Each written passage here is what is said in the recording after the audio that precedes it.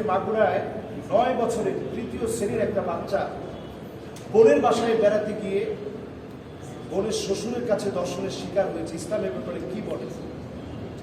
এটা আসলে সত্যি আমাদের দেশে নৈতিকতার অভাব, অবক্ষয়। শুধুমাত্র একটা বছরের দর্শনের হিসাব যদি আপনি দেখেন, হাজার হাজার নারী যারা হয়তো ভুক্তভোগী, অনেকে বলতে পারে, অনেকে বলে না, অনেকে মামলা করে নাই, তার উপরে অন্যায় হয়েছে, ভয়ে সে এটা মেনে নিয়েছে। এই যে একটা ছোট্ট বাচ্চার উপরে যে অমানবিক আইয়ামে জাহিলিয়াতের বর্বরতার মতো করে যে বর্বরতা প্রকাশ পেয়েছে, এই প্রদর্শিত বর্বরতার বিরুদ্ধে কথা বলা, এটা সুশীল প্রত্যেকের জন্য আমাদের দায়িত্ব। সুশীলরা এসব বিষয় নিয়ে কথা বলে না, এই বাচ্চার ব্যাপারে দাঁড়ানো, কথা বলা, এটা আমাদের প্রত্যেকের জন্য দায়িত্ব। সেই দায়িত্ববোধ থেকে বলি, আমরা ছোট ছোট বাচ্চাদেরকে দেখেন, বোনের বাসায় তো একটা বাচ্চা যেতেই পারে, বোনের বাসায় তো একটা বাচ্চা মেয়ে যেতেই পারে, বোনের বাসায় যাবে না, যাবে কোথায়? তবে প্রত্যেকেরই উচিত বাচ্চাদের ব্যাপারেও সজাগ হওয়া, কোনোভাবে যেন আমার বাচ্চাটা কোথাও গিয়ে, এই যে বয়সটা, এই যে 9 বছর, এই বয়সের বাচ্চা মেয়েদেরকে একেবারে চোখে চোখে রাখা। আমরা এমনও ঘটনা শুনেছি, এগুলো মুখে আনতে তো লজ্জা লাগে। নিজের জন্মদাতা পিতার সঙ্গে পর্যন্ত এই জাতীয় কর্মকাণ্ড হয়ে যায়। পৃথিবীর ভিতরে আর কি বাকি আছে বলেন? নবী সাল্লাল্লাহু আলাইহি ওয়াসাল্লামের হাদিসগুলা আমরা পড়লে দেখি পৃথিবীর সময়টা একেবারে শেষ হয়ে গেছে।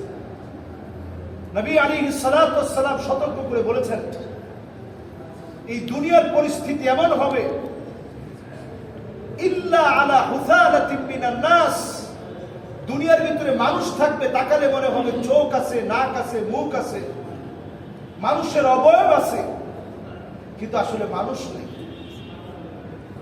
পৃথিবীর ভিতরে এখন মানুষের বড় অভাব, মানুষ খুঁজে পাওয়া যায় না। মানুষ অনেক আছে, চেহারাওয়ালা মানুষ আছে, টাকাওয়ালা মানুষ আছে, দৌলতওয়ালা মানুষ আছে, আখলাকওয়ালা মানুষ নেই।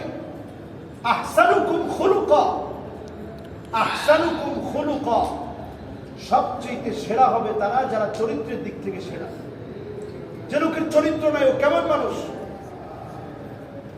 আজকে আমরা দেখেছি, এটার জন্য অনেক ধরনের বিষয়কে কিন্তু আপনাকে বিবেচনা করতে হবে। অনেক সময় যে শ্বশুরের কথা আসছে, এরকম বৃদ্ধ বয়সে অনেকের স্ত্রী মারা যায়, এরপরে তাকে আর বিবাহ শাদী করানো হয় না। এটা সম্পূর্ণ শরীয়তের বিপরীত চল। আপনি বিবাহ শাদী করাবেন না কেন? তার সম্পদ আছে, এর চাইতে বড় কথা হচ্ছে তার শারীরিক সক্ষমতা আছে, একটা পুরুষের চাহিদা আছে। এই যে আমরা সামাজিকভাবে কত রকমের অপসংস্কৃতি আমরা চালিয়ে দিয়েছি। যেমন কোন একজন নারী যদি তার স্বামী মারা যায়, তখন তিনি বিয়ে বসতে চান না, যে আমার এই সন্তানদের কাছে আমি মুখ দেখাবো কেমনে? অথচ শরীয়ত তার জন্য বিবাহটাকে কোন নিষেধাজ্ঞার মধ্যে শরীয়ত নেই। আপনার স্ত্রী মারা গেছে, আপনি স্বামী এখন একা থাকবেন কেন? আপনি বিয়ে শাদী করেন। সমাজে এটা সবচেয়ে কলঙ্কিত গুনাহের কাজ বলে মনে করা হয়। সন্তানরা মনে করে আপনার কোনো চরিত্রই নেই। এই যে এখন যে অঘটনগুলো ঘটেছে, এই অঘটনগুলো কত মারাত্মক, একটু চিন্তা করেন। এইরকম কোন অন্যায় যখন হয়ে যাবে, আল্লাহর গজব ওই জনপদের জন্য অপেক্ষায় থাকে। শুধু নবীর উম্মত দেখে আল্লাহ তাআলা মাফ করতেছেন।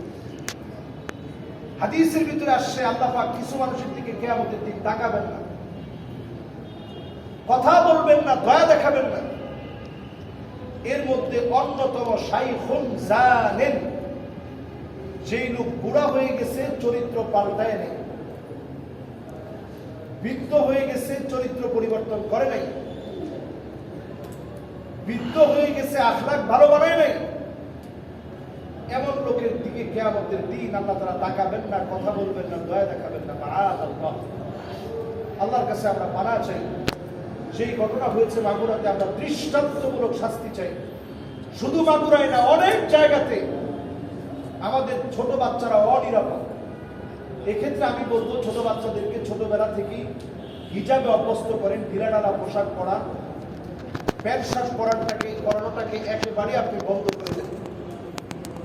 ঢিলাঢালা পোশাক পরিয়ে সবসময় নজরে রাখেন। খেলাধুলা কার সাথে করছে, কোথায় যাচ্ছে, প্রত্যেকটা বিষয় এই সময় খেয়াল রাখা উচিত। এবং এইরকম কয়েকটা বিষয় যদি দৃষ্টান্তমূলক